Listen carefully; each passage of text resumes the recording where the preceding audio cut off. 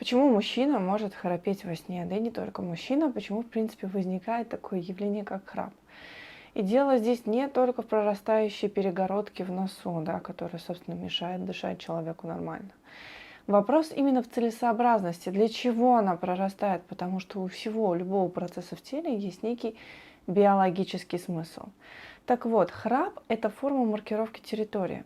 На самом деле, когда животное, млекопитающее, чувствует и ощущает на своей территории врага и ночью не способно защищать свою территорию, то, соответственно, голос в данном случае, и чем громче, чем тяжелее этот голос будет, тем более он отпугивающий. Вот, собственно, эту функцию храп и выполняет. Он отпугивает врага со своей территории. А теперь представьте себе интересную ситуацию. Супружеская пара. Спят вместе, муж храпит очень громко, просто на разрыв. Аж стены содрогаются. Как только муж уходит на диван, храп заканчивается. Это говорит о том, что на бессознательном уровне, на вегетативном уровне супруг воспринимает свою супругу как второго самца, то есть как врага на своей территории.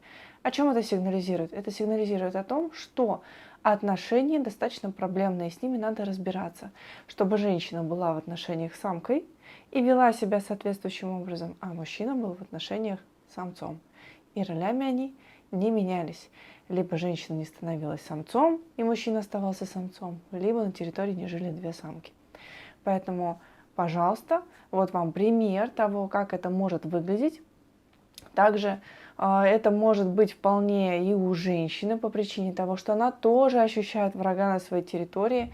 Это может быть, например, мама, которая проживает под боком, постоянно влезает на ее территорию, учит, как жить, учит, как готовить, как стирать, как за детьми следить. То есть на бессознательном, на вегетативном уровне она воспринимает мать как врага и, соответственно, ночью пытается вегетативная нервная система прогнать этого врага со своей территории. Ну и заменяем слово «мама» на любого другого человека: свекровь, теща, тесть и так далее. То есть человек, с которым у нас присутствуют конфликты, и мы живем на одной территории, собственно, по этой причине возникает храп. Поэтому разбирайтесь не с самим храпом, а с проблемами, которые провоцируют появление такого явления.